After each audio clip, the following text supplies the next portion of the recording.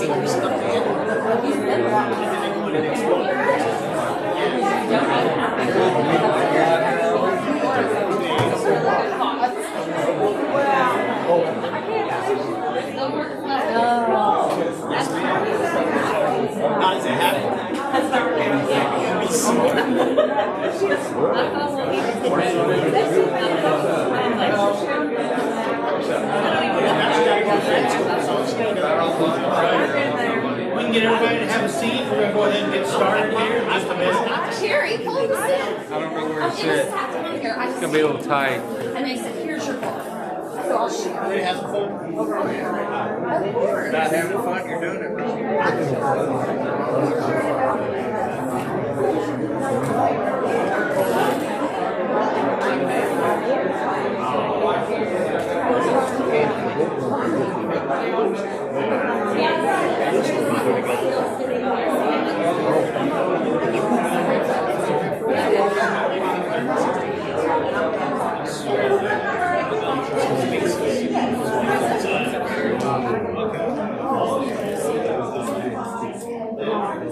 I'll remember everything. Let's action here.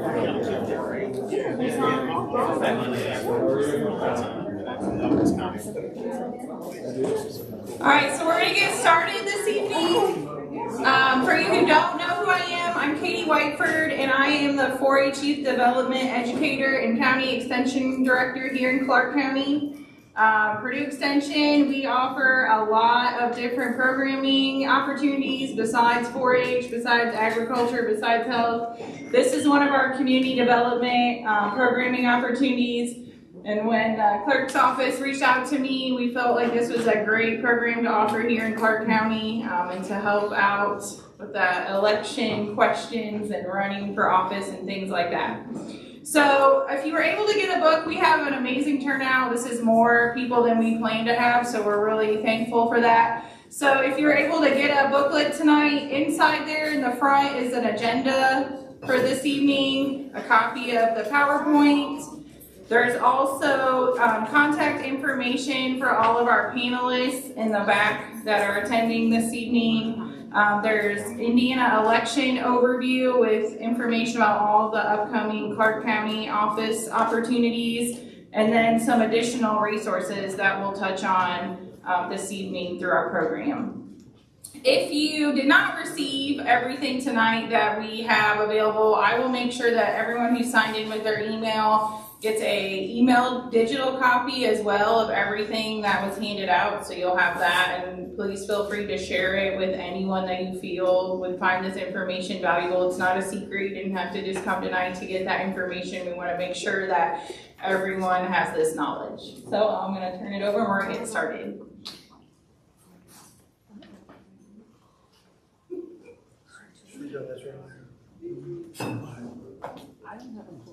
I made that about 30 minutes ago. All right. Good evening. For those of you who don't know, my name is Ryan Lynch. I am the county clerk here in Clark County. I just want to start off by thanking the Purdue Extension for doing this with us. We're really excited when we heard about it, and we jumped all over the opportunity to host this event. I want to thank Ivy Tech for letting us do it here, because this is a great venue, and really happy that we were able to do it. And then also I want to thank everyone for coming out here.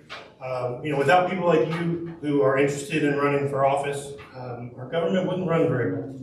So I truly appreciate everyone coming out here and at least showing interest in our community. So we will jump right in here to our election overview. So in this section, we're going to go over some of the requirements to hold local office, some of the filing processes, the financial responsibilities, So the disclaimers, managing conflict of interest, resources, and offices up for election next year. So some of the requirements are you have to be, in a lot of cases, you have to be registered to vote in the district in which you want to represent. There are some special requirements for different positions, like the assessor. You have to be certified as level 2 assessor and appraiser, and there's some other certifications that you'll need. You have to, in a lot of cases, obtain a surety bond before your term starts. You must take an oath before assuming the duties. You cannot hold 2 lucrative offices at the same time, lucrative offices, to learn more about that, you can go to the Attorney General's website. If you search lucrative offices, Attorney General, they have a big list of all the lucrative offices that you can't hold, basically 2 of those offices. And then obviously no felony convictions under these specific IC codes. Basically you just have to be able to legally register to vote. So the next one we'll go into is the candidates for filing for the primary. Candidate filings for the primary. You must belong, for the primary, you must belong to the Democrat or Republican Party. In most cases, you have to file a CFA 1. Nope, all cases, I'm sorry. No, I got confused there. CFA 1, which is the statement of organization, and you're creating a principal committee. You have to file the declaration of candidacy, which is the CAN 2, or if you're going to run for a party office, like the precinct committeeman or the state convention delegate, you can file the CAN 37. And then you also have to file the statement of economic interest, which is the CAN 12. And something to note, pretty much all the deadlines that the state has are at noon. So if it says that the deadline is on today, January 6th at noon, if you file your whatever paperwork that's required on that day at 12:01, we can't legally accept it in most cases, as long as if you're filing to run for office. If it's at 12:01, it's considered late. So we'll move forward. And leading from the primary, just a little tidbit, if you do plan on running as a libertarian, something to note, they have their own set of rules and paperwork. So I recommend if you want to run as a libertarian, contact your party chair here, and they'll be able to help you along the process to be able to run as a libertarian. They run in the general election. So a little bit more information about the statement of organization at CFA 1. So every candidate for nomination for election to an office for which the compensation is at least $5,000 a year, you must have a principal committee, political committee. You must have a chair and a treasurer. The chair may have multiple committees, but the treasurer cannot hold chair on another committee. And a candidate, may be the chair and the treasurer. And that's a lot of the cases, that's how it works out. Let's see. The CFA 1 is due no later than 10 days after becoming a candidate, or 7 days after the deadline to file, whichever one is sooner and comes first. For campaign finance purposes, an individual becomes a candidate technically when $100 is received or spent. So if you spend, there are some exceptions, but if you spend $100 or more, then it triggers the law for you to file. CFA 1 exceptions fall under, for these local offices, compensations of less than $5,000 in school board. If you don't have to file these. For the local office, if you spend more than $500, you do have to. But for school board, you do not have to file a CFA 1. So we'll move on. So now we've got the CFA 4, which is the reports of receipts and expenditures form. What is the CFA 4? It's the report that shows the money was raised and money that was spent. It's filed by candidates and political committees. It's immediately public record whenever you file it with our office. When you file it, this is filed scheduled dates by the noon deadline. There's a handful of them that you have to file throughout the year. You have your pre-primary, which next year will be, the reporting period is from January 1st to April 10th, and that's due on April 17th by noon. You've got your pre-election reporting, which is April 11th through October 9th, and that one is due October 16th by noon. You've got your annual report, which is from October 10th through 12/31, the end of the year, and that is due on January 20th of next year. These forms are required. If you are required to fill out these forms, then you are required to fill out the form whether you have spent $0 or $100,000. And a report, like I said, the report must be filed if you are required to file. And we encourage you to fill out all the blanks. If there's a box with a 0 that's just a 0, put a 0. We don't like to assume that there wasn't anything. We like to see, state likes to see that there's 0 in those boxes. Also, defective or delinquent reports may result in civil penalties, including monetary fines under Indiana law. If you turn those in late, or if you turn it in and there's, once we do a brief audit that we're doing, if there's errors, then it will be presented to the election board to be looked over, and it'll be decided upon then what to do next. So we'll move on. Let's see. So the law in Indiana does not require you to obtain an EIN, but it does require you, in a lot of cases, to open up a bank account. You have to keep your campaign funds separate from your personal funds. And in this case, a lot of times, a lot of banks, from what I've been told and what I've seen, a lot of banks require some sort of EIN number. And you can contact the IRS on how to fill that out. A lot of times you can just Google EIN number online, the IRS, and then it's just a short form, and usually you can get it in just a few minutes. But a lot of banks require EIN numbers in order to open that separate bank account for that campaign. All right. So disclaimers and the conflict of interest. It's important to note that on any communication that advocates for your candidacy must have a disclaimer. That's very important because everybody should know who paid for what whenever it comes to your campaign. Like in the picture, it can just say something as simple as paid for by Johnny Blankenship or paid for by friends of whoever the candidate is. Whatever your committee name is who it should say that it's paid for by. And that's pretty much anything that you're buying to put out. Yard signs, if you have like rec cards, push cards, anything that's going out to advocate for you needs to say that disclaimer somewhere on there. And there is some information on the Secretary of State's website that talks about font size and stuff like that. It's important if you do plan on running to just go to the Secretary of State's website and kind of just brush over it, because there's a lot of information that you can get from there. And it's little things like that that's important to kind of brush up on before you jump in. So, all right. So where to file?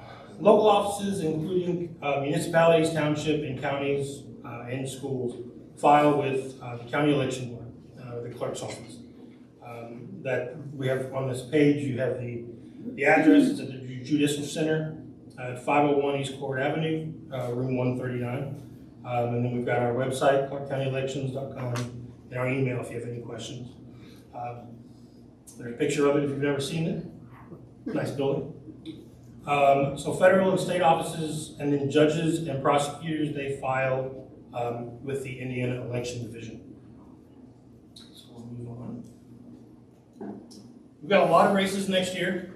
The ballot is going to be quite busy. So you definitely, if you decide to run, you definitely want to get your name out there. So we've got a lot of Clark County offices. I don't believe we missed any. We got the prosecuting attorney, the clerk of the courts, the auditor, recorder, treasurer, the sheriff, surveyor, the assessor, commissioner District 3. All 4 of the county council district races, 1, 2, 3, and 4 are up. And then we have the township trustees.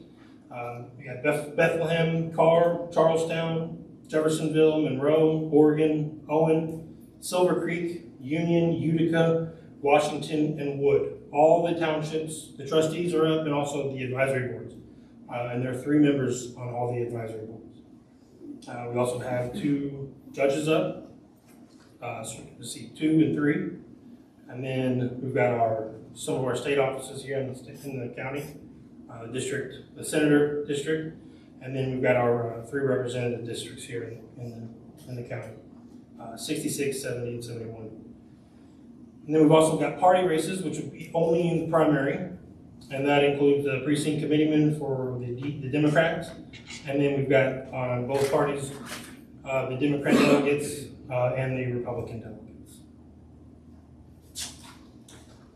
And then for the general election, we've got school board, including obviously all the other races as well.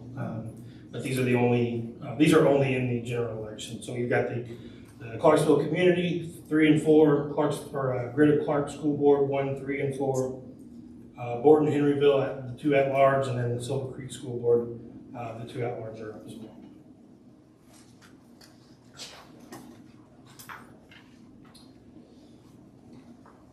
So for more information, like I said, you've got the Secretary of State's website right there. It's im.gov/SOS/elections. And they've got, which I think we had some today, the election calendar brochure. There's a candidate guide, a campaign finance manual, a candidate school webinar, and then all of our candidate forms for the state are also in there. And again, like I said, there's so much information on there. I know we've touched on a lot today, and there's a lot of information, a lot more. But I would definitely go on there and just skim through it, read some of the stuff. Those manuals, the candidate guide, it's long, but it's very good, very detailed. And if you read that and you understand it, you're going to do just fine. And you're probably ahead. So we are going to move forward with our panel. Right? Can I say something? You want? Yeah, please. I probably forgot something. No, I forgot to. The EIN number, I want everybody to know that you should not pay for that. It is free. I've had some candidates call and say, well, it's asking for however much money, and I'm like, oh no, it's free. So just make sure you go to the website that it's free, and it's the IRS website. And the sign literature, you said something about the print font. You actually get a little brochure that explains that a little bit more in detail that we have in the office too.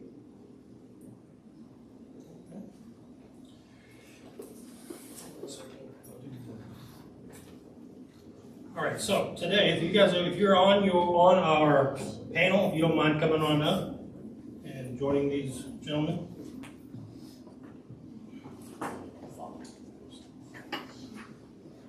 No, I was invited.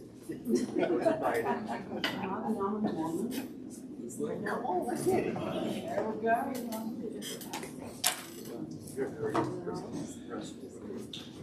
All right, so we'll go over real quick. Brief intros for them. We got Fanny Broxton. She previously served as the vice president and then the president of the Clark County Republican Women's Club. Most recently as first vice president of the Indiana Federation of Republican Women. Fanny's also held key leadership roles within Clark County Republican Party and currently serves as its chairman. In addition, she's been a member of the Southern Indiana Tourism Board since 2022. Next, we've got Evan Stoner. Evan is an at-large member of the Jeffersonville City Council, elected in 23, working on city legislation, budgeting, public safety, infrastructure, housing stability, and efforts addressing homelessness. He's also active in economic and community development initiatives and has been a community leader since the age of 18. Professionally, Evan works in healthcare at Norton Clark Hospital where he manages volunteer programs and community engagement and is known for bringing a collaborative, people-focused approach to leadership. Next, we've got Miguel Hampton. Miguel is a Jeffersonville-based marketing professional, photographer, and filmmaker, and the founder of F5 Enterprises, where he leads creative marketing and storytelling projects focused on community impact. He currently serves as chairman of the Clark County Democrat Party and is actively involved in regional leadership as a board member and board chair with multiple businesses, civics, and nonprofit organizations across Southern Indiana and Greater Louisville, bringing a collaborative, equity-focused approach to community development. Next, we've got Chris Fox. Chris is an at-large member of the County Council, elected in 2024, and currently, as of yesterday, serves as the County Council President. He focuses on fiscal responsibility, public safety, and smart planning to support future growth while remaining actively engaged in community service through volunteer work and support for local families and nonprofits across Southern Indiana. Professionally, Chris is a real estate broker and business coach with over a decade of experience, as well as a small business owner in Sellersburg, bringing a practical, community-focused approach to leadership and economic development. Last, but certainly not least, we have Russell Brooksbank. Russell is the current chairman of the Clark County Libertarian Party and serves as chairman of the Pro-Life Libertarian Caucus. He previously served as vice chairman of the Libertarian Party of Clark County and has spent more than a decade, actively engaged in the political process, running as a Libertarian candidate for offices including the Indiana House of Representatives, the U.S. House of Indiana's 9th District, and the Clarksville Town Council. Russell is also a veteran of the U.S. Army Reserve, where he served for 6.5 years as a combat engineer. Before we get going, I just want to thank everyone for coming out and being a part of this.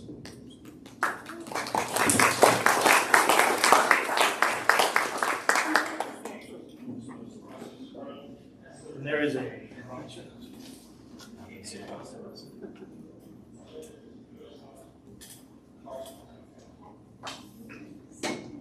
All right, so we are going to open the floor for questions. I'm just going to start with a couple to get us going this evening. But for all of one up here who's an elected official, what is one thing you wish you knew before you ran or were running a campaign? Thank you. First off, I just want to thank the Clark County Clerk's Office, Purdue Extension, Ivy Tech, and everybody who have handled this event. I think this is great. Let's give them a round of applause.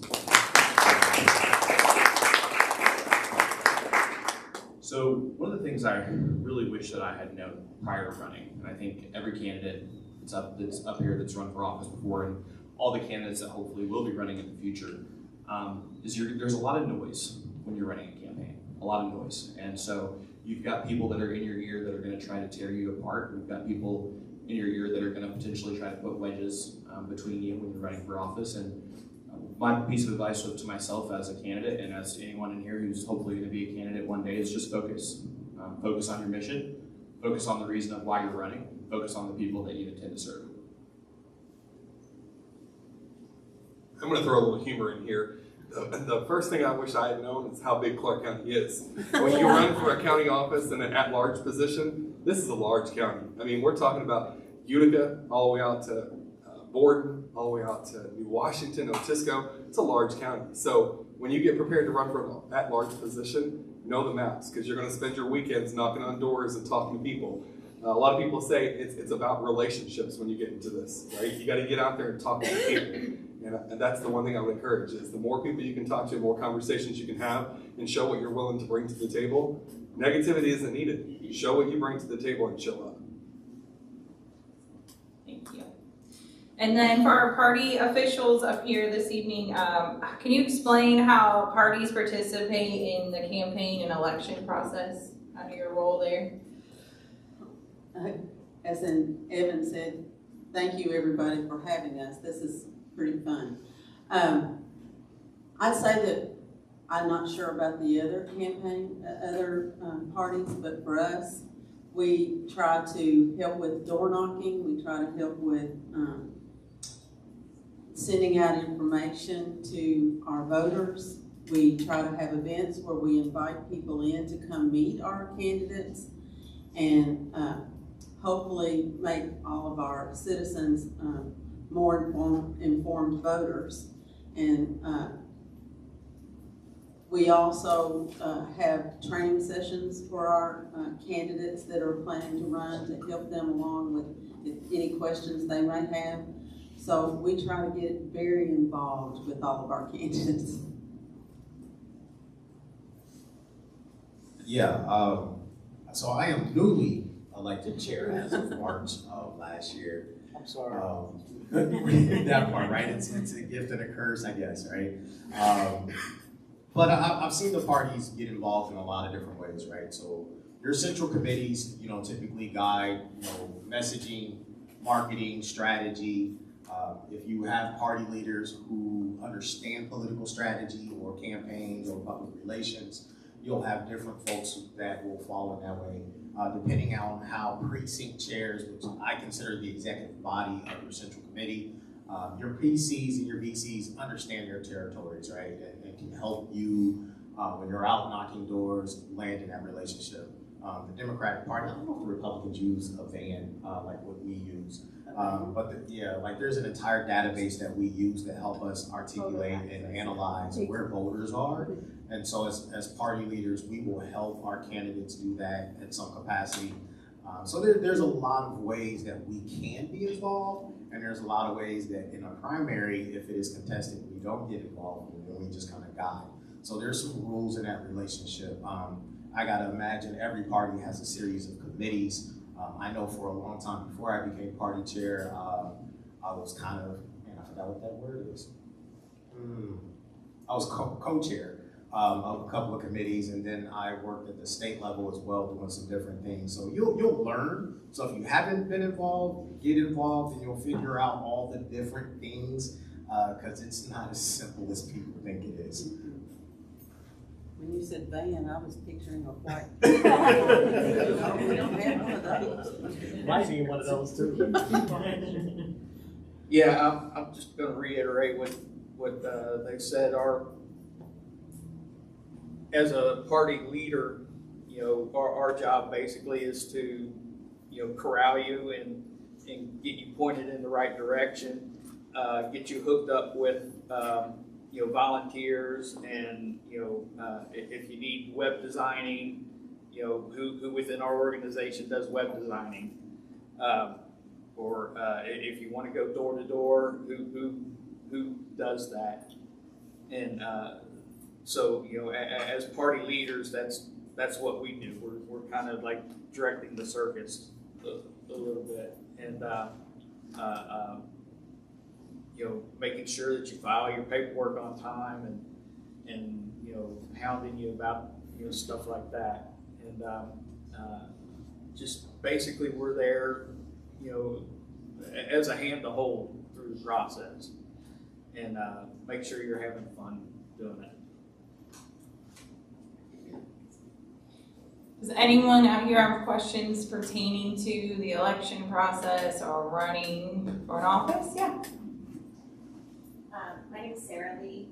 My question is, why did you choose your party, and has that thought process changed through the years?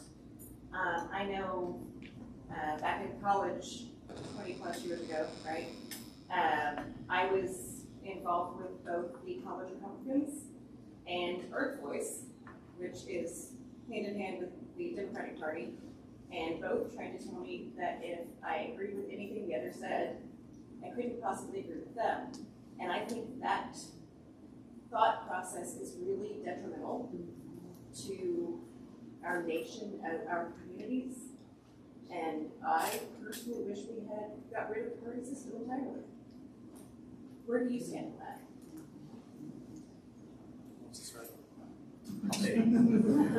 I'll start. There you go. And yes, that can be difficult. Yes, I'm with you. I wish we would eliminate the party system altogether. And George Washington and our founding fathers warned us about the party system. But to answer your question, my journey, I like to say that I've been a libertarian all my life. I just didn't know it. And I was officially introduced to the Libertarian Party in 2012. And I officially became a member in 2013 and then started into party leadership and running for office. The reason why I chose the Libertarian Party is, well, because it fits along with my ideals of, don't hurt people and don't take their stuff. That's the basic philosophy of the Libertarian Party, is that you should be able to do whatever you want as long as you're not hurting anybody else. And, I was a Republican for the longest time because my mom and dad were Republican. And so there's a big long story about why I changed, but it's basically, that the Republican Party did not represent the values that I hold. And so that's why I'm with the Libertarian Party.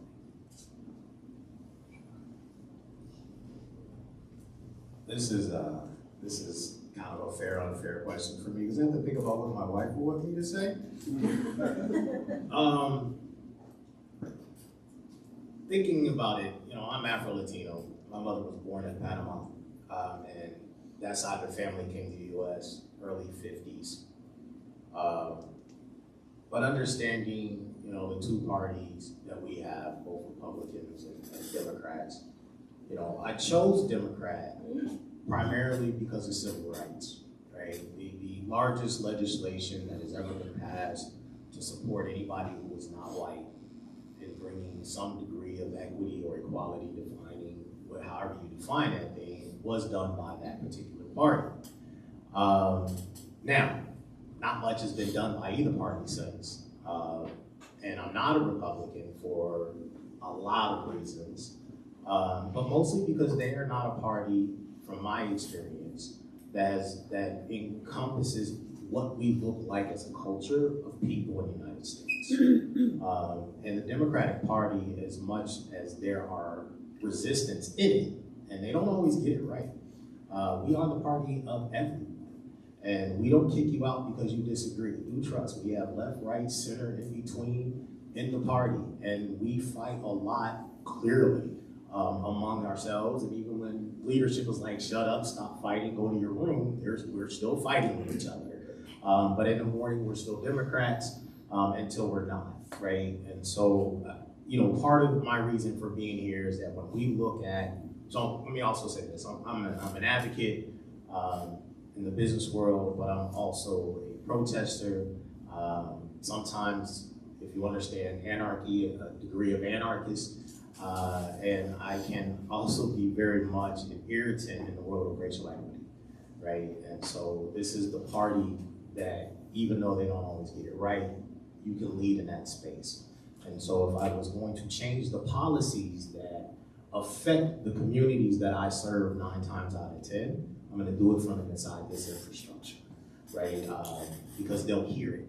And in some cases will allow somebody Black in Clark County to become party chair.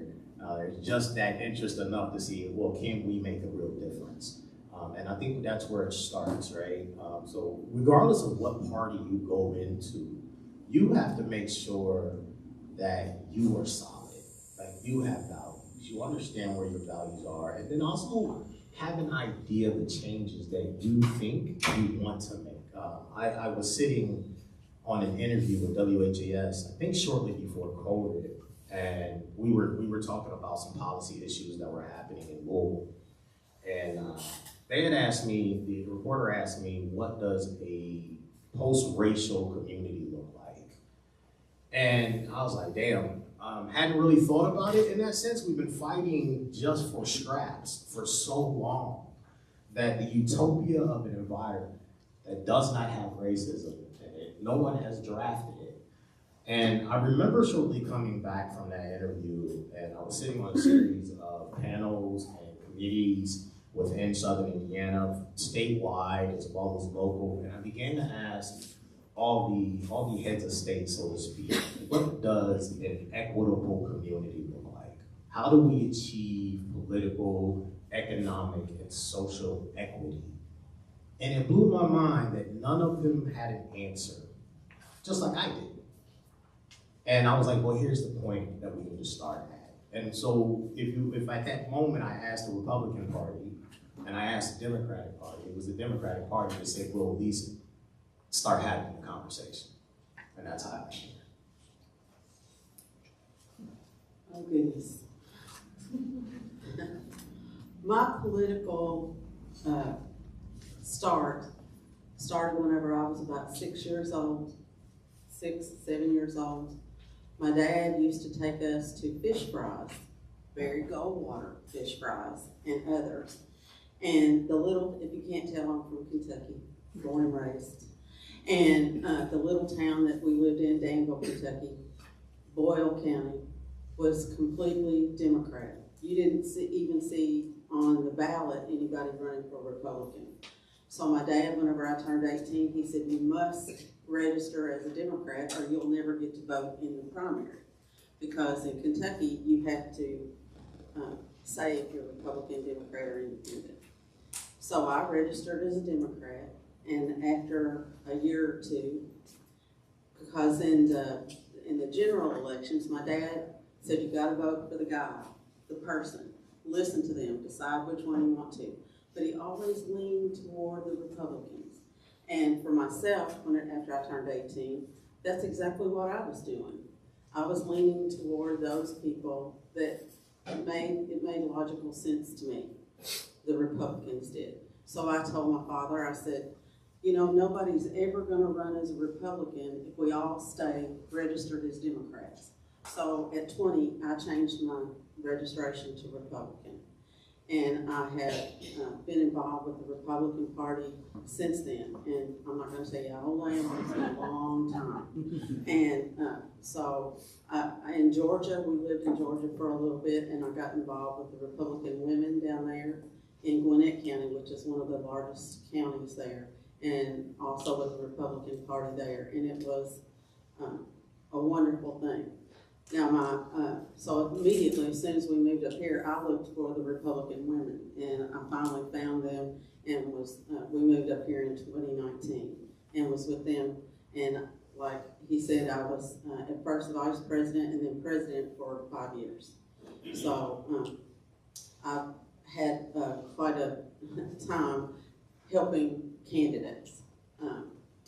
My daughter-in-law and her family are very strong Democrats, and I mean really strong. And so, and a lot of their friends, they live in Louisville and involved in the art community there. Lots of, Democrats. And my daughter-in-law told me one day, she said, you know, you're not like any Republican I've ever known. I said, first off, how many Republicans have you known? Because her family was not involved. She said, you're so open-minded, and you just are encompassing everybody. And I said, we're all that way. Do what you want, just don't make me pay for it. And she said, that makes sense, but they're still Democrats. So, but anyway, that's my journey. Ma'am, what was your name again? I'm Sarah. Sarah, that was a great question. Raise your hand, and I want us to be vulnerable for a minute, but raise your hand if you can in some way resonate with the statement, I don't feel like the two-party system has always represented me. Okay, I feel like that's great, right? I think that shows that most of us in this room understand that we don't always get it right 100% of the time. But I think we would also all admit that in a lot of ways we are we are shaped in some way by our childhoods, by our upbringings. And so I'm not going to say that my parents pushed the Democratic Party on me. Let's just say this. Every day on the way to school, my stepfather was listening to WPL NPR News. So from a very young age, I was very interested in some ways in politics, or just drawn by what was going on in our world. I remember one of the things that really impacted me was actually the war in Iraq. Just as a kid, seeing those pictures on TV, it was just very impactful. And I just remember that, unfortunately, the person that was just in charge at that time, the party that was in charge, I was supporting the other candidate because I wanted the war to end. I just remember that was my biggest thing. Like as an elementary school kid, I was just like, I want the war to end. And so actually I'll take a little bit of a different approach. I don't think that it's totally the two-party system that's broken. I actually think it's the conditions that surround the two-party system. We've got this influx and influence of special interest money that's pouring in. We've got out-of-state interests that are constantly pouring into our state, trying to dictate the direction that our state takes or the direction that we take locally, statewide or federally. And I think that people across our county, across our state, and across our country are simply just fed up with that. We want our leaders to get elected and work together and get things done for the people that they represent.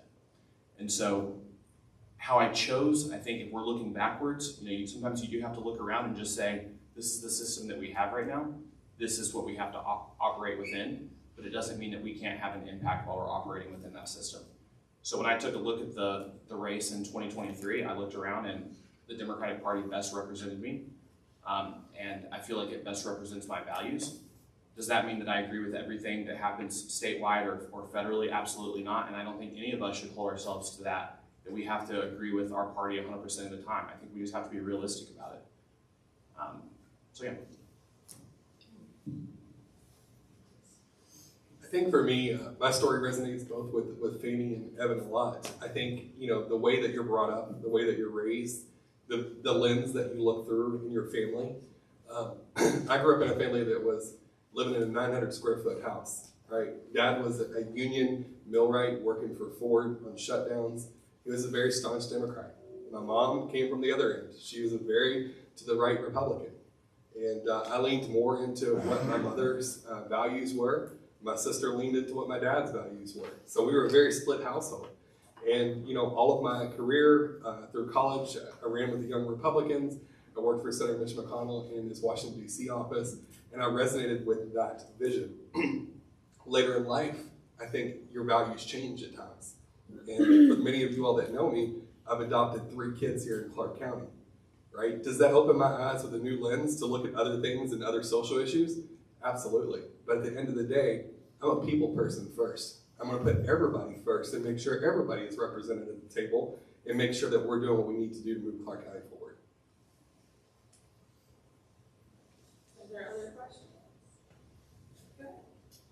Hi, good afternoon, everybody. Deidre Collins. I live in Jeffersonville. Can you give me just a high-level amount of, if you're starting out running for office, how much does it cost to get into the game? Evan talked about the money of special interest coming in.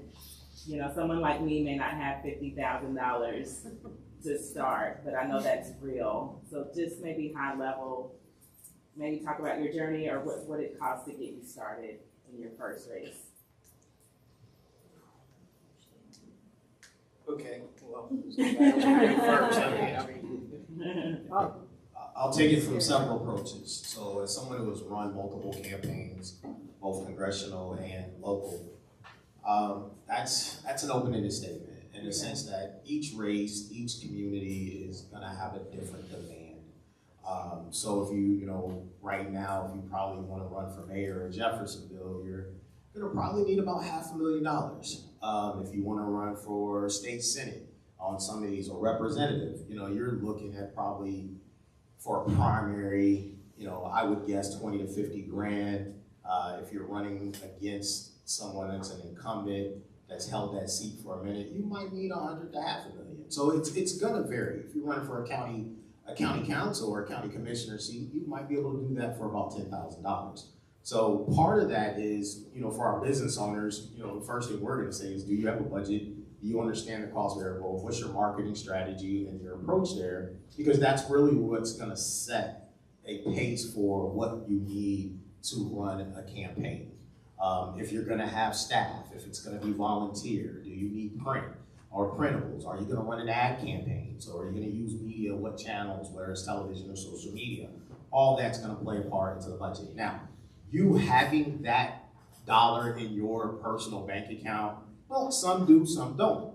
I would tell you as a strategist, I don't recommend you coming out and shelling out $100,000, $200,000 of your own money, because the only thing that proves to us is that you have money, right? What fundraising does, and building a fundraising platform for your campaign, shows that you have support from people who want to see you in office. Not about special interest. It can be PAC money, it can be individual donors, etc. However you build your fundraising strategy and campaign. But raising $100,000 tells a different story. And this is, let's be clear about a thing, right? When you run for office, this is not, it is kind of a game, but it's not a game, this is serious. This is about, when we run for office, the structure of the United States is about power money at the end of the day. And if you're gonna run for office, that's what you're seeking for, regardless of what the job pays. You're going after a job that dictates power and economics. And you have to build a campaign structure, a funding organization that's gonna speak to that. So I would say talk to a chair. When I first ran my own office, I called some friends that were in a different state to understand how their state governed, whether it's a county commissioner seat or a city council seat, and I got strategy that way and then brought it home. So there's lots of ways to do it. You've got senior vets on either side that you can speak with, but I definitely get with your party chairs. The other way to answer that question too, and then I'll hand over to Mike, right? Every party, but I know the Democratic Party specifically in Clark County, we have, for lack of a better phrase, some old heads, right? So, we use the word old heads as the people who've been here, died here, they know where all the dead bodies are, and they can tell you when the next born is coming, right? That's the folks you really want to talk to understand what is going to be required of you to get elected, to run for office, because sometimes a win is not you getting elected. And that's important to understand. And most people don't win the first time out, right? In the sense of actually getting the seat that they want. But I would definitely connect to the community in that space, and they can help you get your answers.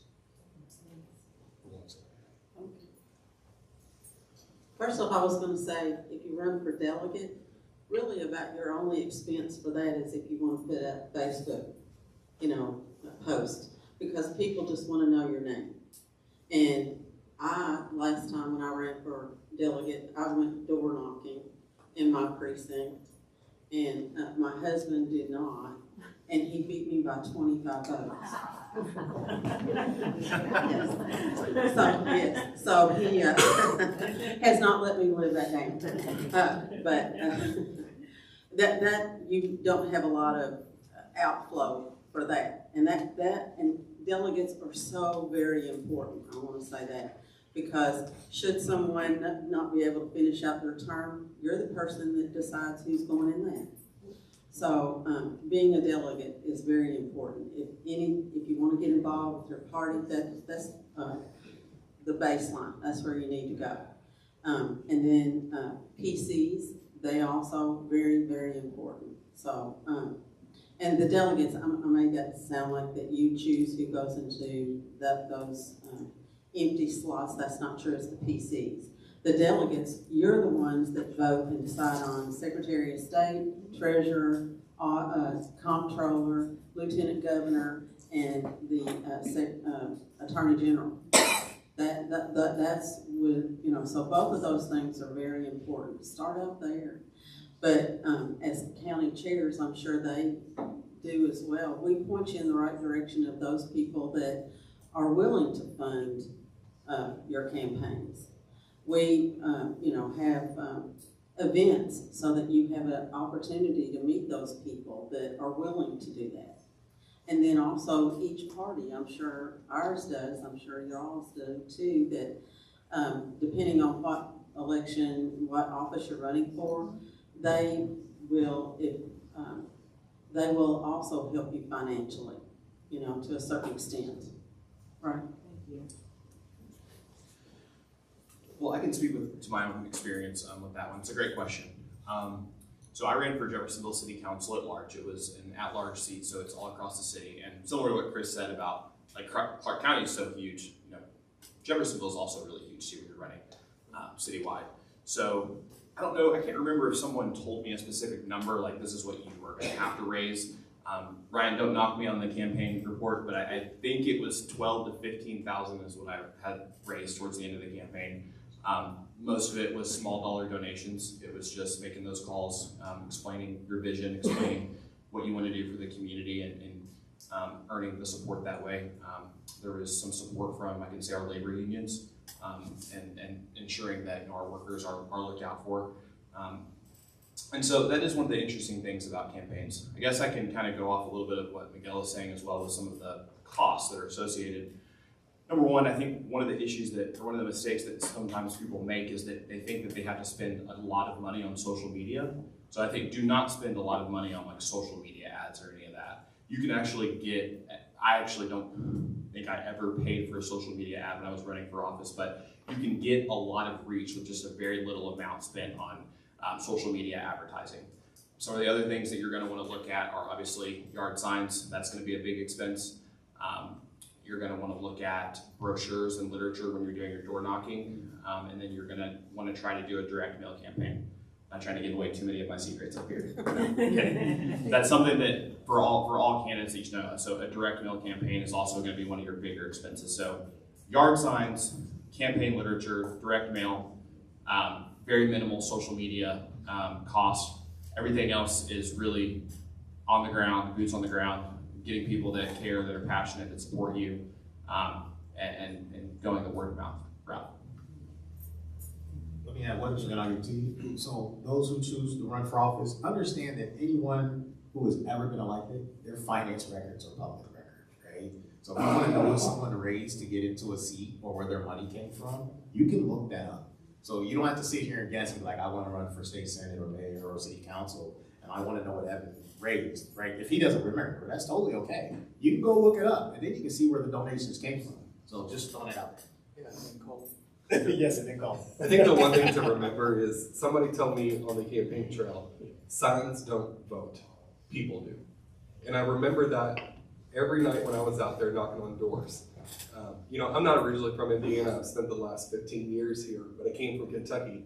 And the one thing that I knew is it's a grassroots effort, right? Clark County is a large county. People want to know who's representing them at the table. They want to meet you, they want to shake your hand, they want to know who you are, they want to know what you've done and what you're going to do for them.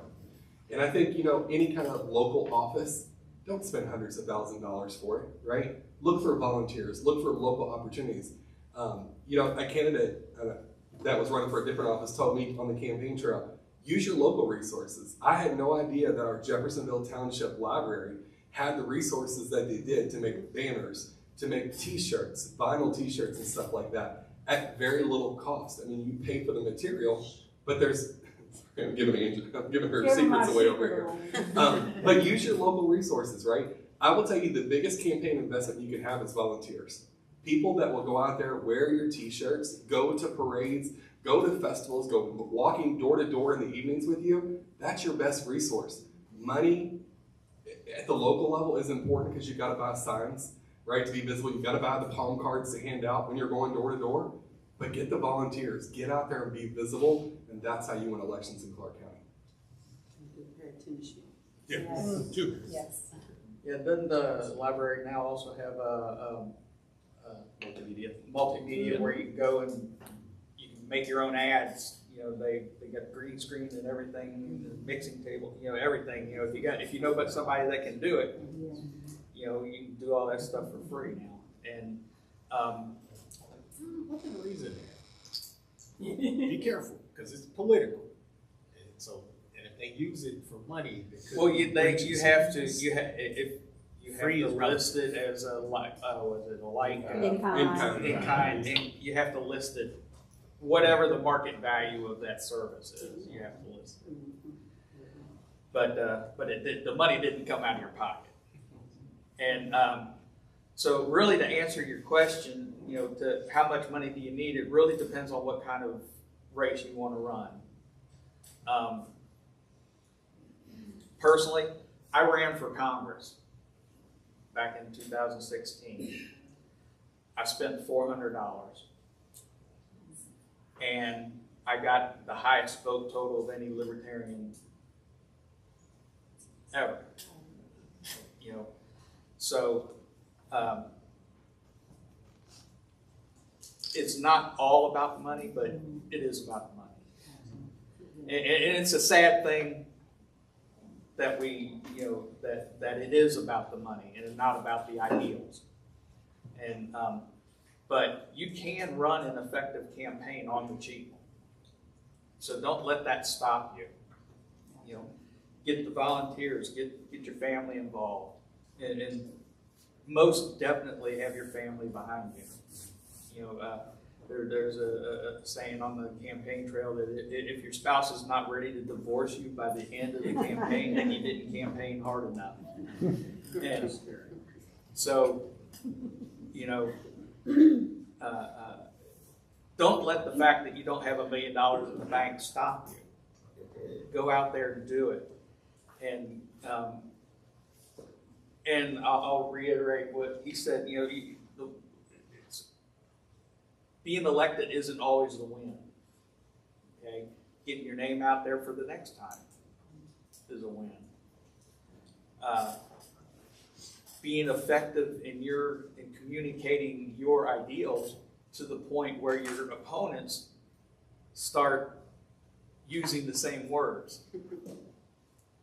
That's affecting change without even being elected. So you can affect change, you can win, and you don't need a whole lot of money to do it. I want to add just one more thing. One thing earlier that I thought about that I didn't know when I got into this election was what really at-large meant. Does everybody in here truly understand what at-large means? At-large, at least I can speak to the county council race. The at-large race on the county council, we talked a lot about party tonight, right? That's the one particular race in this county that is not attached to a party in the general election. Now, we're just talking about the general election. It should be a Republican versus a Democrat versus a Libertarian or whatnot. Not in the county council at-large race, right? You're listed separate on the ballot, right? You do not get, if someone goes in and votes all Republicans, pull a Republican ticket or a Democratic ticket, you don't get that vote. They literally have to look for you on the ballot, find your name, and circle in that dot for you to get the credit. So keep in mind that you need to understand how the election process is going to go for each individual race, because the at-large races are definitely something to consider. Can I clarify? Sure. Just to add clarity, what he's talking about is straight party voting. So when you pull your ballot, you can click straight party Democrat or straight party Republican, et cetera, right? Or Libertarian, but we can do that too. So our county commissioners and our county council races, you cannot vote straight party. So anytime those seats are open, you literally have to flip over the ballot and you get to pick 3. So understand that whatever 3 commissioners you want or whatever 3 council folks you want, that's how you vote. So you do need individual votes for them. If you only click straight party, the vote on the back of the ballot does not count. So that's important to understand the rule of voting in that relationship, and that's what the councilman is exploring.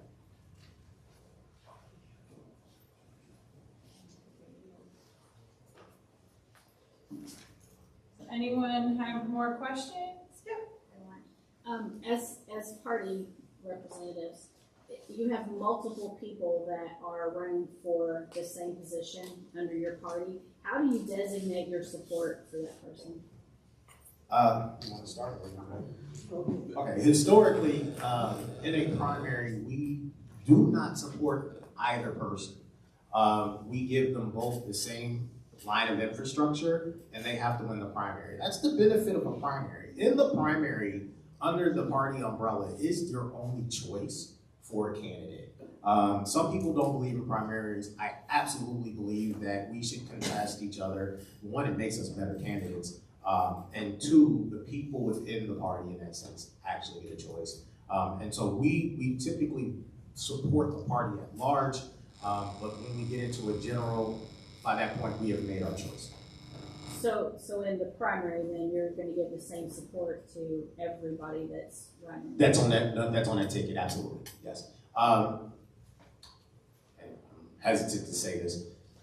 So there are sometimes when we're looking at it from an analytical standpoint, we may say that there is a particular seat that we can't win, right, as a party strategy. And so there may be, and when you say, hey, I've got 12 pies and I got 30 people, and you may say, hey, we're gonna put most of our pies over on this other side because we know we can have a stronger influence here. So I will tell you that that does happen. I hear a lot of complaints when people run and they're like, oh my God, the party didn't do this, and oh my God, the party didn't do that. But there are still access to resources, at least for us.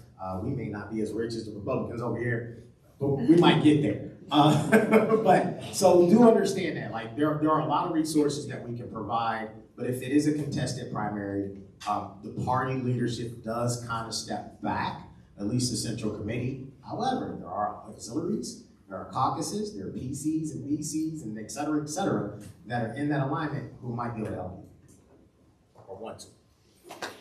I was gonna say the same thing. I've been approached many times, will you endorse me?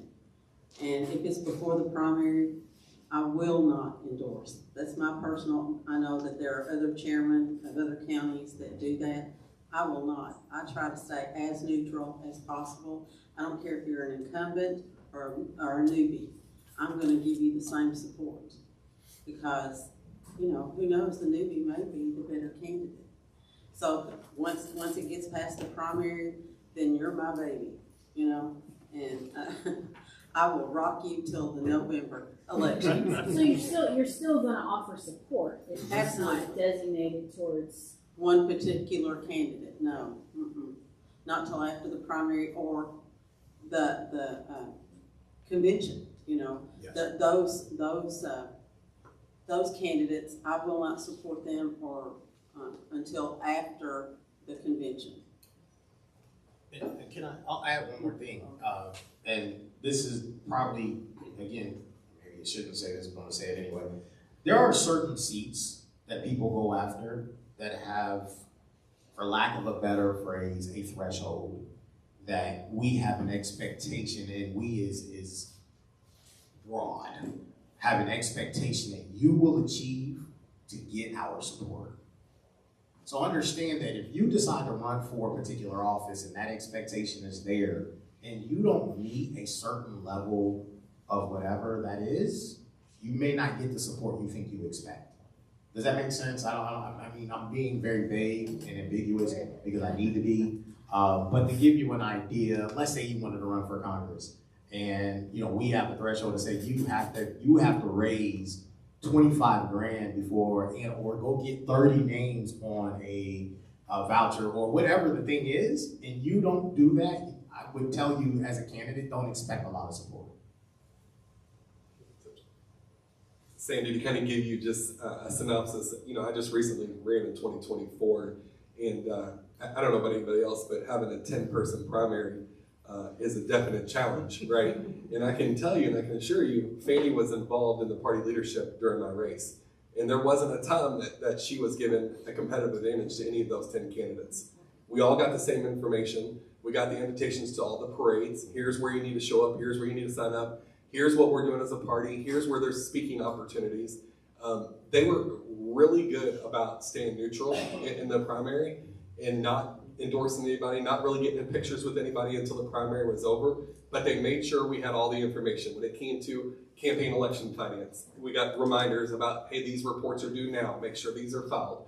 These are the parades that the parties participate in. We're gonna have a float in this parade. Anybody's welcome to be on that float, or you can have your own entry.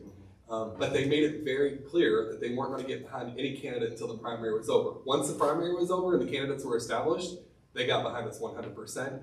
And like in the county council race, and I can speak to that, there was 3 of us on the Republican ticket that were running for county council. And as Miguel was speaking just a few minutes ago, there were 6 in our race in the general. So the 3 of us kind of ran as a slate together, so to speak, as we were moving into the general election. So anytime that they were putting out literature for any of the 3 candidates running for county council, we were all included on it. It wasn't like one person was put on here and the party funded it. All 3 people were put on there. Now the effort was, were you going to take those pieces and go door to door and get them out there? That was on you, but we all kind of did it together to help each other. So the party supported us 100%, once we got past that primary. I'm glad Chris picked up the mic on that because I think it's important to hear the candidate's perspective on that too. When I was running in 2023, Tommy Galligan was the chair of the Democratic Party at that time, and we had conversations. Of course, you're going to have those conversations with your party leadership, whether it's the primary or whether it's the general. It's not necessarily to say, and of course I'm not speaking for anyone, but it's not necessarily to say that you're not going to be able to have a conversation. They're not going to be able to give you their advice. They're not going to be able to, be a soundboard for things that you have going on. It just really, in my opinion, it meant that they're not going to publicly put out, I'm endorsing so-and-so in the primary election. You're giving the candidates in the primary a fair shot, all of the candidates a fair shot, and then in the general, you put the party apparatus behind that candidate. And also that's the same is true with elected officials and with other just people in the community that have either run for office before, because sometimes, like, I remember when I was first running, I would ask some of the elders, so to speak, in the party, like, hey, will you endorse me for this? And a lot of them were hesitant. I get that because, they didn't want to totally jump out at the beginning in the primary. They wanted to kind of wait, give everybody a fair shot. I mean, it is a very growing community, but Jeffersonville, obviously, it's a very big community. It's growing. Clark County is growing very rapidly. We still have that small town vibe as well. So, we see each other in the grocery store. Our children go to school together, and so on and so forth. So, nobody wants to, I guess, step on people's toes.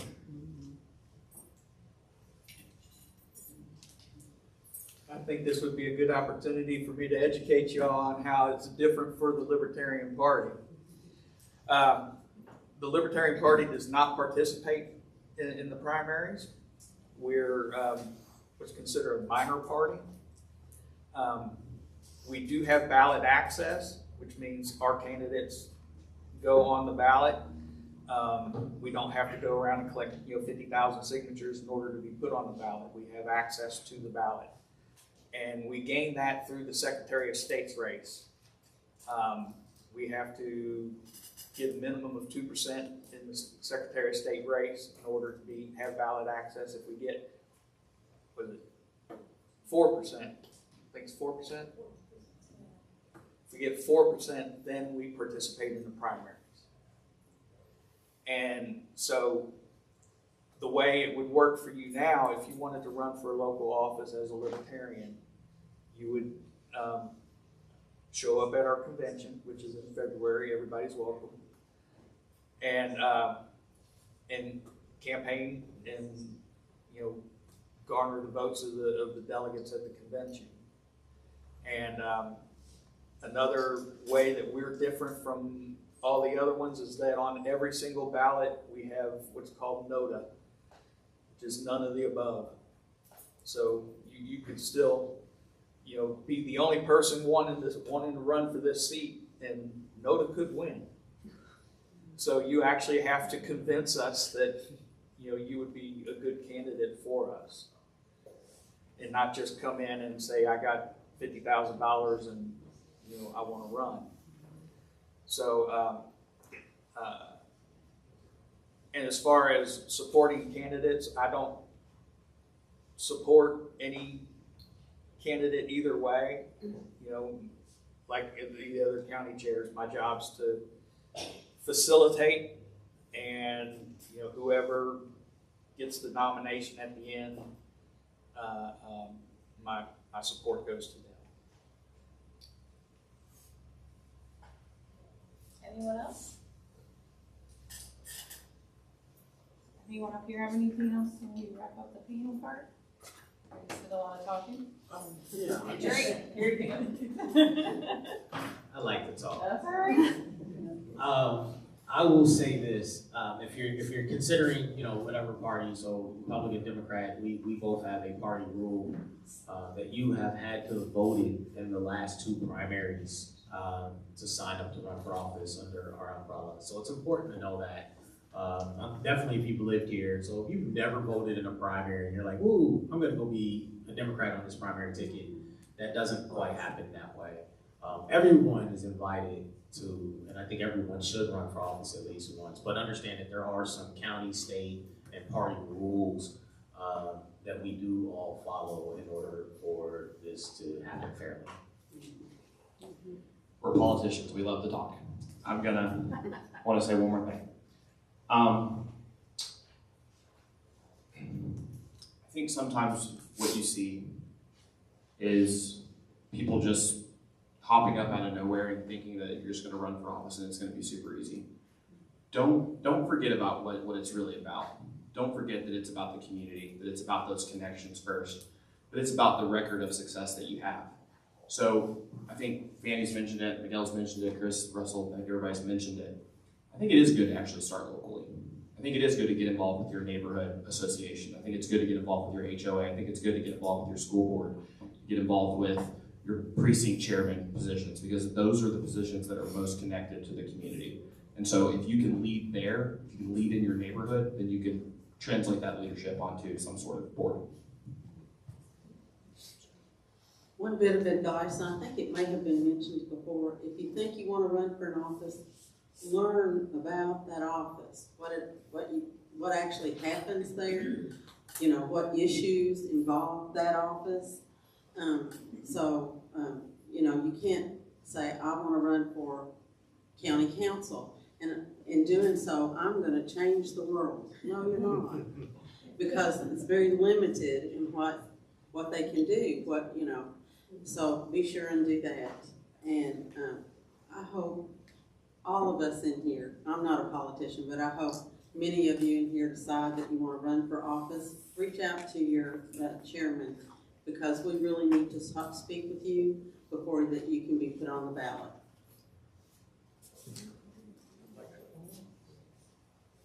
Just one more thing, and I'll give it over to Russell. Once you're elected, show up, right? Be involved in your community. Don't wait until 3 years until it's time to run for re-election and pop out of the chimney stack or whatnot. Show up, serve your community, be that servant leader that you tell people you're going to do, and do the job you're elected to do. The only time I see you is the day you're asking for my vote, I'm not voting for you again. And I just wanted to say thank you to everybody for coming out here. It's, you know, people like you who are wanting to be involved and wanting to educate yourself on how all this works. You know, that really, you know, lights my fire. You know, and you know, I enjoy doing panels like this with my friends here. I consider you friends. just because, and that's something too, you know, just because, and I think it's something that's sorely missing in this country now, is just because we disagree politically does not mean we can't be friends. Amen. You know, and I try to be friendly on the campaign trail. Get to know your opponent. You know, and they're not bad people. You know, they're just people with different ideas. And you know, it is a lot of work. It's a lot of hard work, but it's well worth it. Well worth it. You know, if anything, just to be a part of history. You know, you can say I ran for office. Not everybody gets to say that. You know, I can say I got to run for Congress twice, and I'm in the history books. If you look at Ballotpedia, my name's there. My congressional website is archived in the National Library of Congress. You know, so you know, if you have the inkling to do it, do it. You know, and don't, like I said before, don't let money get in the way. If you don't think you have enough money, time and talent can make up. And just don't let your spouse run against you.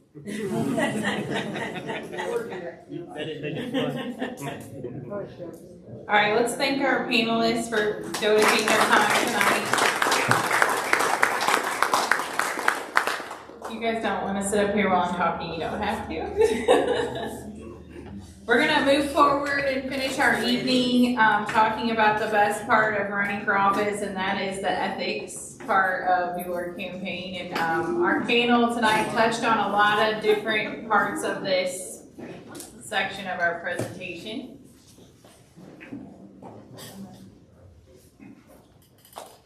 All right, so why are campaign ethics important? They hit a lot of those topics up here. You're a public servant, all right, whether it's with your city or the county or beyond, you're a public servant, so ethics are definitely important. It can be particularly tempting to justify a means to an end within that competitive campaigning environment, and unethical campaigning undermines our election process, right? So we want to make sure that we're representing not only ourselves, but our political party, or whomever we're representing with the most ethical background possible. All right, next. Okay. So being ethical in a campaign, it's more than just following the campaign and election laws. So we've hit on a bunch of resources, so you can check out the election division resources. If you're serious about running for a probably a little bit higher ranking political status, speaking with an attorney is a good idea to do that, to make sure that you personally aren't going to be prosecuted for anything that you do during your campaign. So it's a good idea to reach out to someone to have that conversation. Next.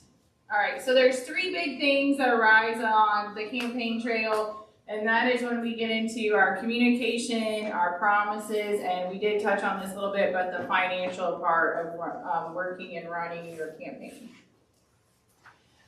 So some common ethical issues that we see in the communication side is being truthful, and that was touched on a little bit up here. We don't want to be deceptive, but also vet your facts. So sometimes we can see that people lie, but it's because they wanted to give us an answer and they didn't mean to lie, but they also didn't want to sound like they didn't know what they were talking about, and that can get you in trouble.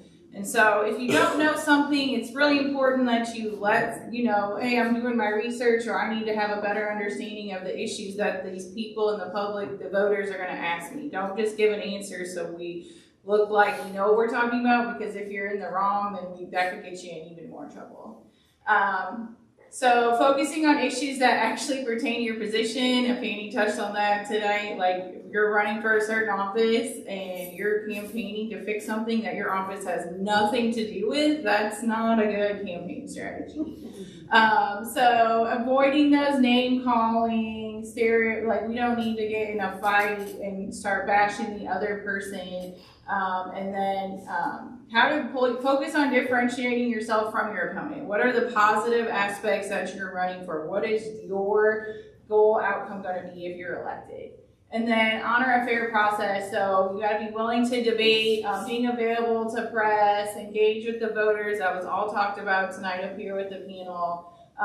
Giving your opponent an opportunity to respond. So if you are having a debate situation, it's super important that that opponent gets that opportunity to respond, and that's a part of being a fair process. And then also avoid that whisper campaigning. You don't need to start any backdoor rumors and try to get things going on a social media secret page and doing all that. We want to keep a positive, fair campaign going. Yes, so common ethical issues when we make promises. Be realistic, be transparent. So we kind of touched on that. Don't overpromise anything. Don't promise anything that you couldn't even do if you were elected into that position.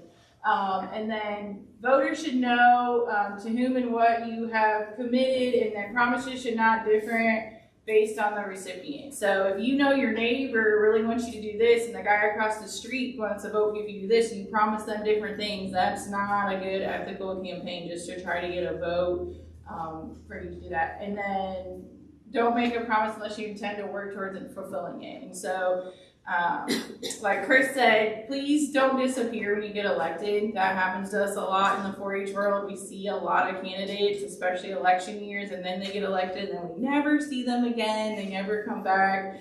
They never keep supporting our program and helping out within the community that we're involved in. And so please don't disappear. Everyone in the community wants to see you after you're elected as well. And then the campaign finance part. So I touched a little bit on this.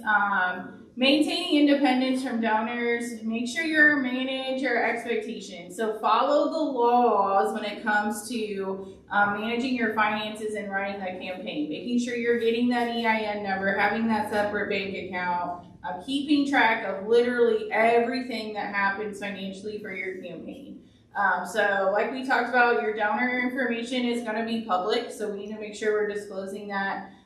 Do not use public resources for campaigning. So if you work in the courthouse right now in an office, do not use the copier in your office to make your flyers for your campaign. That's using public resources for your campaign. That may seem silly, but that's kind of what that looks like.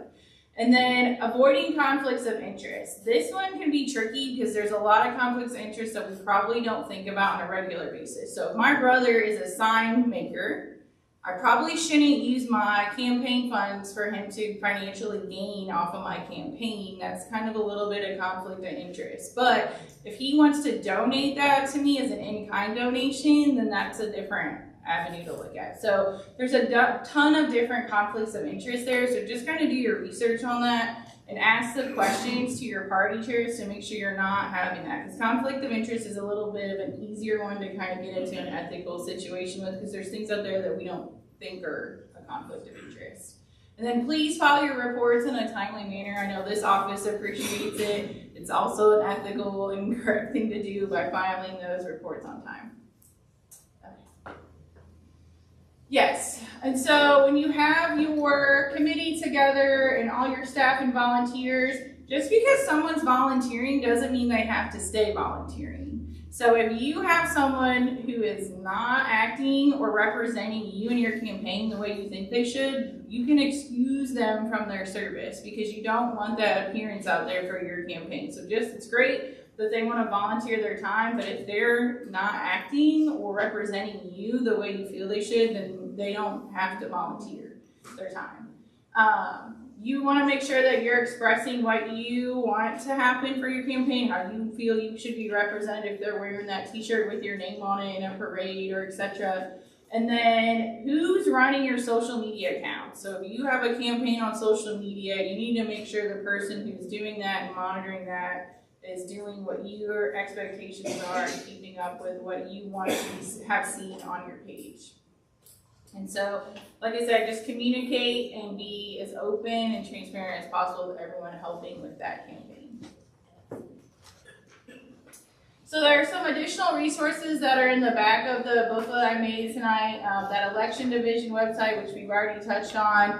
And then there is this field guide out there. So if you're someone who really wants to get into running for office or helping someone run for office, this is a really inexpensive Amazon purchase book that you can look through. And it's really good at hitting on ethical situations that you may not have thought of, and things to keep you and anyone's campaign up to the standards they should be. All right, you have more to share with them? Well, I'll just say one more thing. I'm going to put out an optional, I work for a university, we love data, so I'm just going to put out an optional quick little survey. It's anonymous, you don't have to fill it out, but if you would, that'd be great to help us improve this, because we offer this in all 92 counties, or we try to in Indiana, so if you can fill it out for me, that would be great. All right, well, as we wrap up here, I just want to again reiterate how much I appreciate everyone coming out tonight. It's very encouraging to see so many faces interested in potentially running for office. If there's something that you take from this, I know there was a whole lot of information coming from our office, in the clerk's office. I beg of you guys, if there's one thing that you do, is keep track of deadlines. Because that can make or break your campaign. And it's very, very important that you keep deadlines. Campaign finance deadlines there's a campaign finance guidebook on, or manual, on the Secretary of State's website. If you decide to run, treat that as your Bible, because it has so much information and there are true punishments that can eventually happen if you do not follow the deadlines and the requirements that are set forth by Indiana state law. So again, I really appreciate everyone coming out here. She's passing that up. Yeah, please. Speaking of deadlines, tomorrow, Yes, tomorrow starts the filing period, and it goes until the February 6th. February 6th at noon. Again, that's important to remember that a lot of these deadlines are at noon. If you show up with if you would decide that you want to run, you want to think about it for a while, and you show up on February 6th at 12:01, we legally can't accept it. So you have to be there before that deadline at noon. So, and other offices, like the state offices, and then the judges, if you want to run for judge or if you want to run for prosecutor, you file your paperwork at the state. So this is our information. You have our information. If you think of any other questions that make, yeah, please. Just a correction. Yeah. On the, your, here where it lists all the information, my phone number. Oh, is it? Oh, I'm sorry. Well, we'll get that changed and we'll put it on our website and get that fixed for you. Sorry about that. So yeah, we'll fix that. But yeah, if anything comes up, if you guys have any questions, concerns, please feel free to reach out to us. But I believe that we don't have anything else. You guys are released, and again, we thank you for coming. yeah.